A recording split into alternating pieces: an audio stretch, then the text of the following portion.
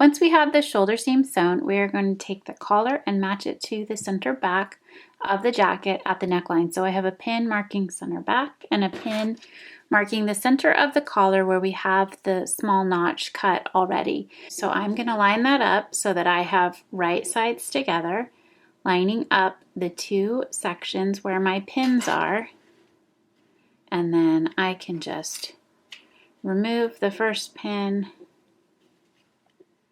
and then begin pinning the collar to the neckline of the jacket. Now this is going to come down 1/4 of an inch before my fold line for my center front. So I have, this is zigzag so it's a little bit hard to see, but I do have a small slit cut into the seam allowance where the fold is. I have it at the top and at the bottom right here so that I know where to fold this jacket back to make that front placket.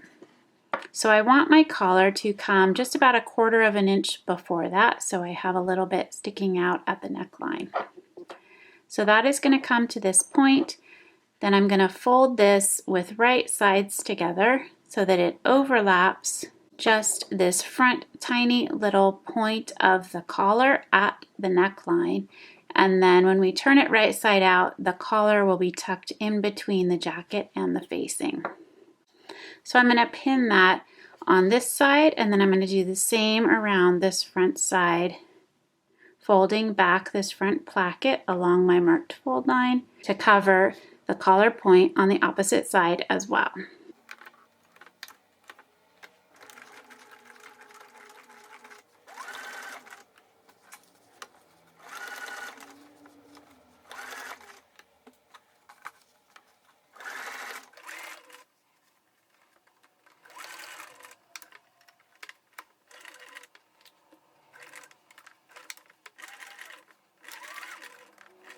All right, so here we have this finished neckline seam. We've gone ahead and zigzagged to finish the raw edge of the base of the collar.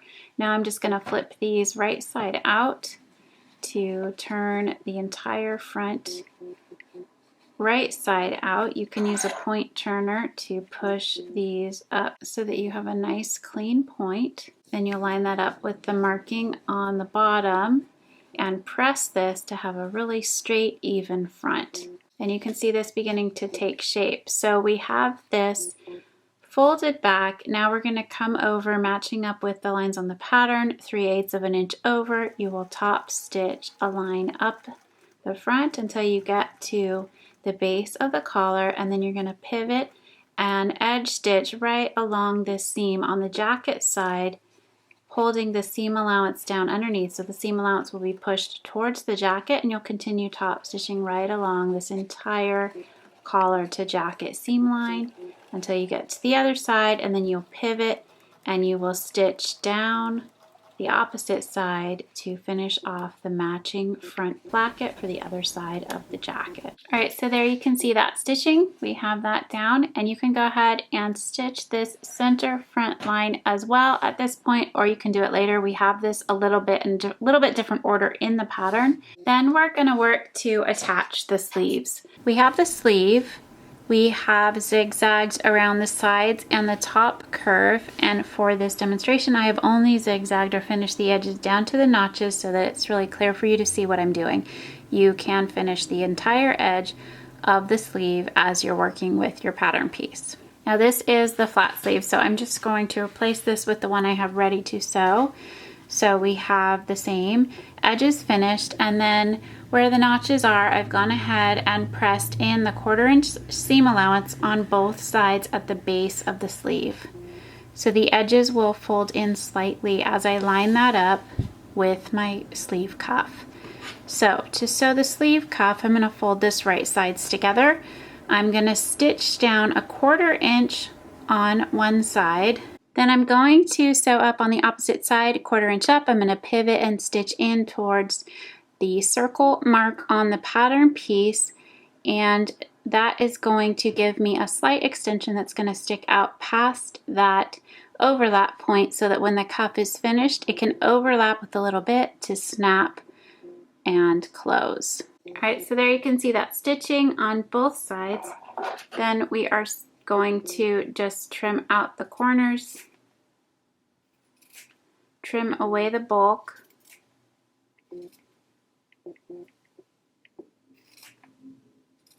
And then we will turn this right side out. One side will just be a straight 90-degree corner, and then this side you're going to have a little tab that is going to stick out. So you can see you have a little end extending that has a finished corner on the top side as well. And then this flat side. Then with the sleeve right side up, but those ends folded under, you're going to line up the raw edges. You're going to line up this straight folded side with one side, just like that, and pin, and then on the opposite side, where this folds in, it will line up with just this finished tab extending. Then we are going to pin this down, and then we'll just, with a 1/4 inch seam allowance, stitch this, and then you will turn this right side out with the seam allowance pressed up towards the sleeve, and we will top stitch around the entire cuff and hemline of the sleeve.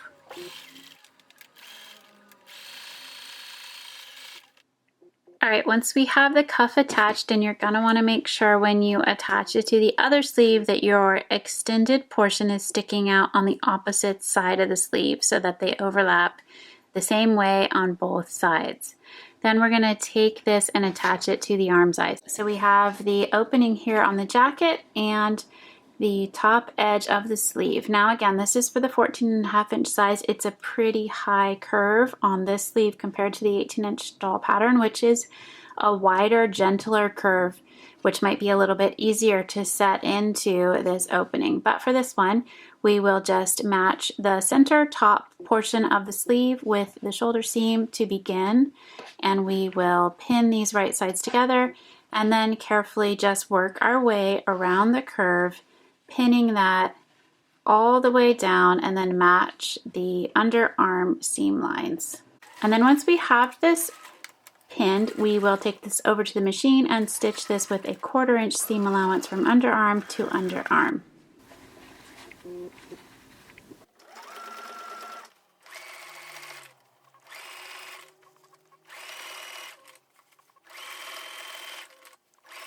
Then once we have all the sleeves, top stitching and everything done, we are going to flip the jacket with right sides together. You're going to line up the underarm seam, lining up where the arm's eye seam joins, making sure those line up, and then going all the way down the underarm seam and sewing up to the notch, leaving this bottom portion open so that it can slip over the hand and it will have a snap closure down at the bottom. So we will pin this along the seam and then straight stitch 1/4 inch seam allowance on both sides. And there we have this seam sewn. You can roll up some fabric tightly and slip it inside this sleeve so that you could come in and then press this seam allowance open. That will help this part of the cuff to lay flat. You could put a little bit of steam-a-seam or quilter's tape underneath this opening here just to keep this nice and crisp on the outside, and then repeat that for the other sleeve. Then we have the final step. We're going to finish the bottom waistband of the jacket, and then we'll attach those little tabs, sew the buttons on, and you're done. So to do the waistband in the pattern, we simply fold this in half with right sides together to sew both of the ends and turn it right side out, put it on with the raw edges all lined up, and then we flip it over to create the waistband, but that leaves an exposed seam on the inside. So you can see that version here.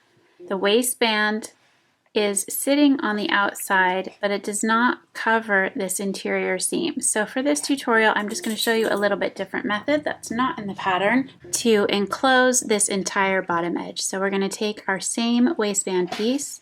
We are going to line it up with right sides together, and each end is going to extend just that tiny little 1/4 inch. We're going to straight stitch this down across the bottom. So there we have that stitched down, and then you can see that that extends slightly off both center front edges. So at this point, you're just going to take this and fold this up so your seam allowance is still pointing up. Fold this back down so this is right sides together. Flip this up 1/4 of an inch so this is your interior folded under edge, and the other side that's folded under you can see right here. So we're sandwiching this inside out. It's still extending past center front, and then just past this center front fabric you're going to stitch straight down here to this fold. So you want to do that close to that line, stitch, and then be sure to back stitch at the beginning. Okay, so here you can see this stitching, and if I was doing this for real I would probably do this in a blue or stitching this the same color as my fabric just so none of that shows when I turn it right side out. But I'm going to come in here and just trim this down so that I can get a really clean point.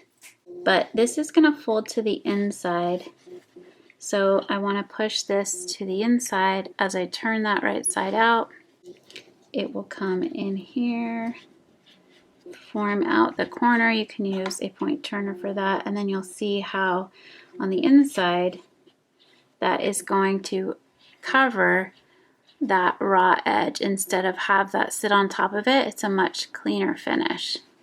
So that is going to line up with this stitch line here. So then when you come in and you top stitch around all 4 edges, you'll catch this on the underside. But you could go ahead and affix this with some double-sided quilter's tape or steam-a-seam just to make sure that this stays down on the inside, just in case your top stitching doesn't hit that exactly. Then we will come in and we will just pin this whole entire thing down. So you can see here this is a much cleaner finish for the inside of the jacket. We'll go all the way across the bottom like that, and then we will just top stitch around all 4 edges, pivoting at the corners, and I would start at stop probably right around the side so that you can easily turn all of the corners and not have to try to start at the beginning. That wouldn't be an easy place to start. So you can hide that in your side seam, which would be the least obvious, especially because we're going to come in and put the tabs down over those side seams folded in towards the middle.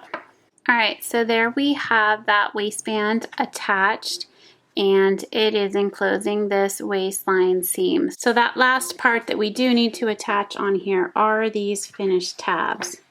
To form the tab, we're just going to take this Wonder Tape and stick this on the edges to just fold back the pieces to create the pointed tabs. So I'm just placing that on there, folding the edges under. So the most important thing, you want to make sure you have an even point here on the front, and this is going to sit right on the side of this waistband. So we will take this over to the machine and just top stitch right around the edge. You can use an edge stitch foot or just freehand top stitch the sides and the point. I would count your stitches to the point on both sides to make sure that they're even. Then we're going to take this with right sides together, place this 1/4 inch in from the side seam towards the back, straight stitch that down, and then fold that over. Top stitch that again just to hold that in place, and then we will tack this down when we sew the button right at the point on this portion of the tab, and then we'll repeat that for the other side. Alright, and there we have both of those back tabs attached. And then we finish the jacket up to the point of the embellishments and any of the distressing. So at this point you can add your buttons and your buttonholes. You can sew them by hand, you can sew them straight by freehand on machine or with your buttonhole foot, whichever works best for you. Some machines can sew a very tiny buttonhole and some cannot. So you can see on this example we have tiny little buttonholes that are sewn by machine, but they're not opened, they're just decorative. And then you're going to want to go ahead and put buttons on these pocket flaps.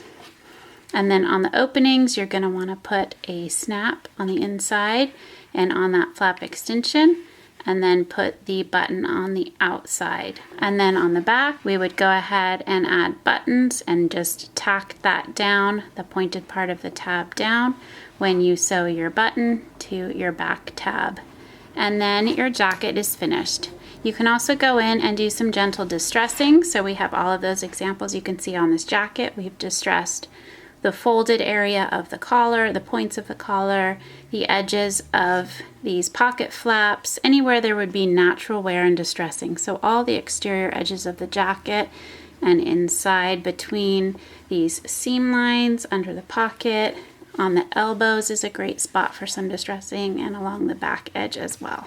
So that concludes the denim jacket sew along.